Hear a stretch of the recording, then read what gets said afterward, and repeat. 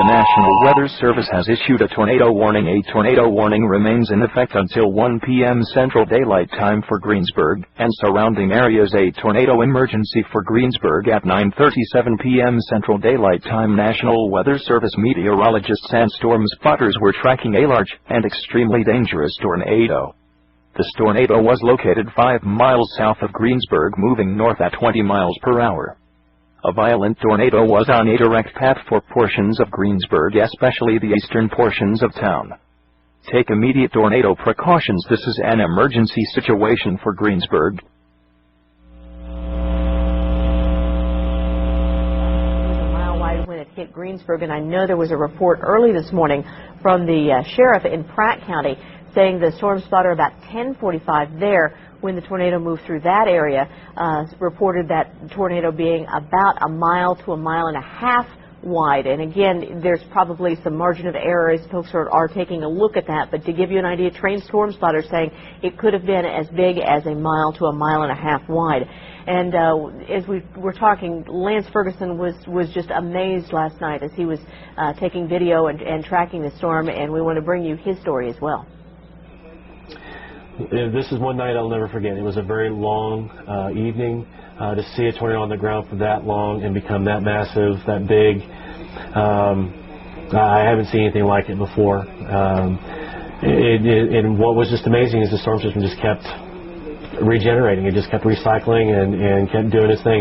When we had heard that Ellenwood got hit, I just shook my head. I said, I can't believe it's the same system that started in protection in the Oklahoma Panhandle and rolled all the way up there. It's just beyond me. Mother Nature's fury at its best. Tried to stay with it. We got on some dirt roads that was difficult for us to stick with it, but you could still see it, and it just kept getting wider and wider and wider and wider. But to see the power that in the past and then with like the trees tonight, it's just beyond me. And that's what motivates me into wanting to go out there and chase, not to see the power of Mother Nature, but more importantly, to get the word out to the general public that your lives may be in danger. The most surprising thing to me tonight was just how long this storm system kept turning it up, and I've never seen anything like that. Was what we call a wedge, and that type of tornado is wider than it is tall. So if you were to look at one of these, and if you were close to it, it would look like a black, dark cloud. You wouldn't be able to tell it's a tornado coming towards you, and because it's so large, you wouldn't really be able to escape. And that's the problem. You know, we heard from a truck driver, George, who was saying that he had no idea that this tornado was even hitting this area when he drove through there last night, and it was just all of a sudden upon him. How long would somebody be in the middle of a tornado like this? If a 26-mile swath of damage, are you in and out of it in a matter of seconds, or are you kind of lingering in the middle of this monster for minutes? Well, the tornado will travel as fast as the storm that created it, and if the storm is moving at about 30 miles an hour, you'd be in there for maybe a minute or two if it was a wide tornado like that, but it would be the longest couple of minutes of your life. And especially with a strong tornado like that particular one, you'd really have to be underground to be even remotely safe. Yeah, and you see, I mean, maybe you haven't seen, I'm assuming you've seen some of the pictures of the damage and the devastation in Greensburg, yeah. and when you see this, you've seen a lot of tornadoes in your time, George. When you see these damage pictures, what's the first thing that comes to mind for you? Well, when you see a town that's leveled like that, sturdy buildings brought down to the ground, you think it's a tornado that's at the strong end of the scale, perhaps an F4, but the damage survey teams have to go there and investigate and look at the type of damage and then determine the strength of the tornado. It'll take a couple of days before we find out exactly how strong it was. Boy, indeed. George Karunas. George, thanks very much. Thank you. Julie? And Trace, we're going to continue to watch this as the news comes in, the number of those injured and the number of those dead. Those numbers obviously could potentially go up with the massive travesty that you're looking at there on your screen. That is all that is left. 95% of this town.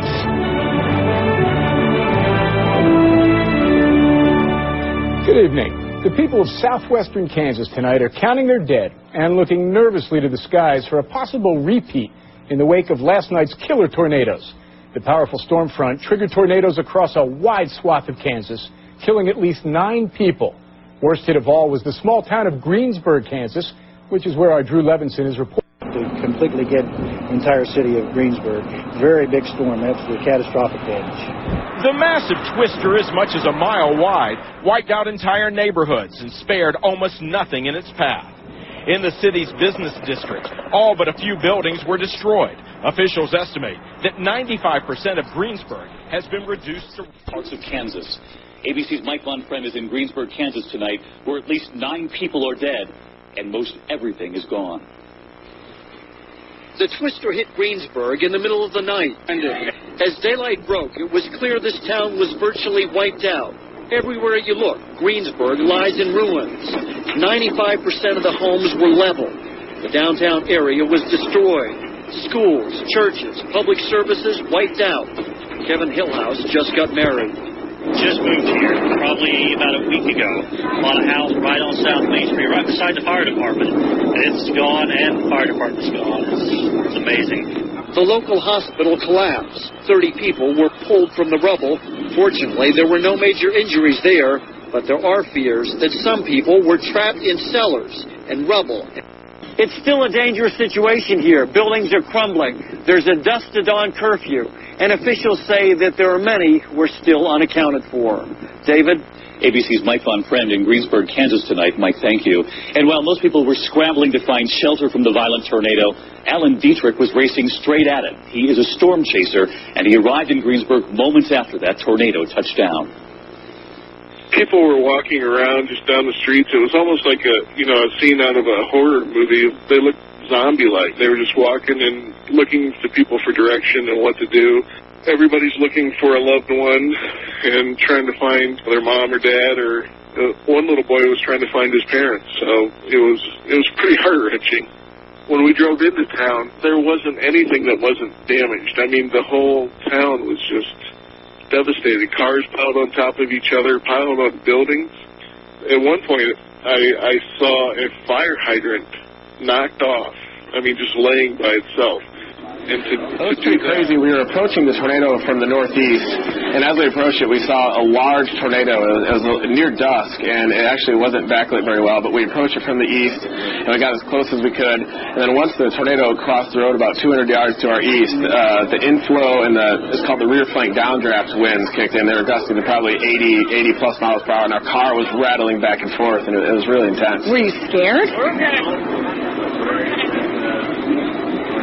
Reed, were you scared? Not really, because we were monitoring the motion of the tornado the whole entire time, and it was moving due north, and we tried to stay just east of it, and it was a very violent tornado, and once it moved north of the road, it even got stronger. Joel, I know that chasing a storm is a very iffy business. Some people do it year after year after year, and they never see a tornado. What went through your mind when you saw this coming? Well, we've been doing this for about 10 years now, and a tornado like this is maybe one of our top 5 tornadoes, and we've seen well over 150 tornadoes. I mean, it's impressive every time. Every tornado is different, and this was really a very powerful storm that we were coming up on and really getting close to, and it's really awesome just to feel the wind. It's just getting sucked into the tornado, and, the winds are 80, 90, maybe 100 miles an hour where we are, and then 200 feet in front of us, they're well over 100 and 150. And you're actually, Joel, trying to get some information at the same time? This isn't just for viewing purposes? Yeah, actually, one of the things that we do is relay warning, or what we're seeing out in the field, we'll relay that to the National Weather Service. That way they can issue more accurate warnings, and they know exactly what's going on, whether it's a big tornado, small tornado, so that can get to the public. And Reed, is there ever a time when you've been chasing one of these storms when you said, this is just too close to call, this is too dangerous?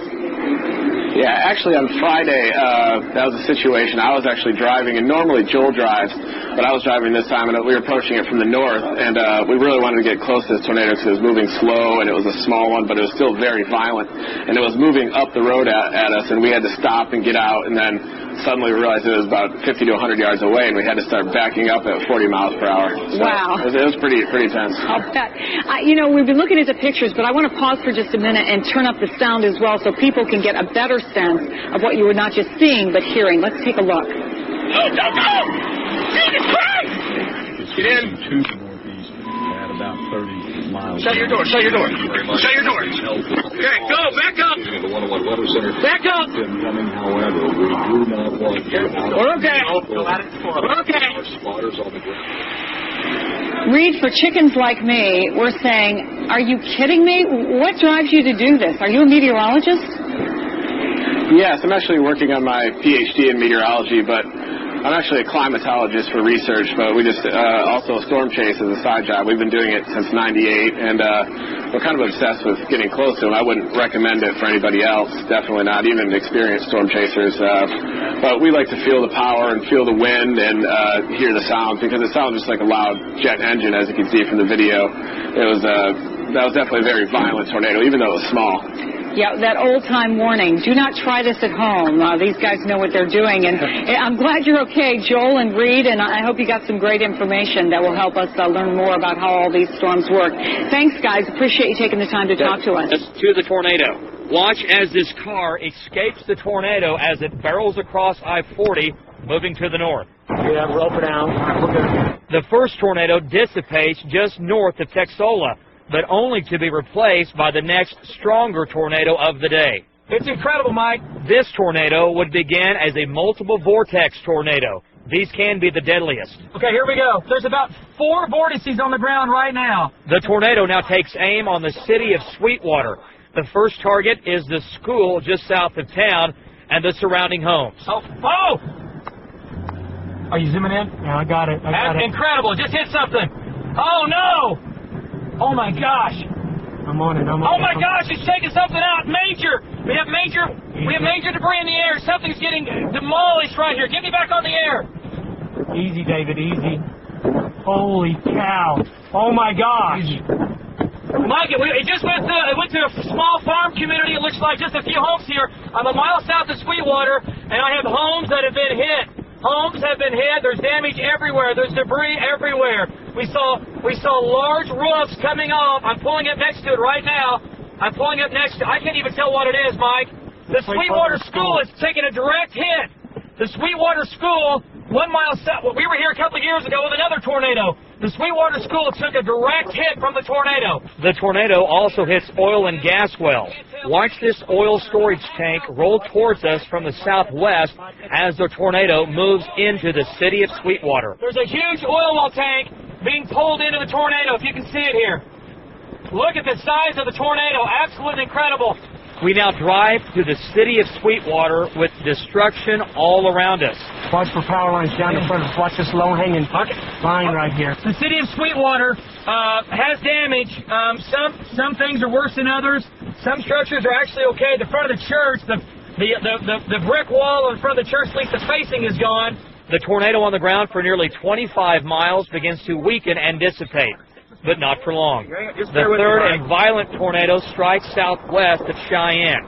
We use our special camera to track its path as it moves north. This tornado would weaken and dissipate before striking another city. Amazingly, with so much violence from so many tornadoes, there were not any lives lost. David Payne, News Channel 4.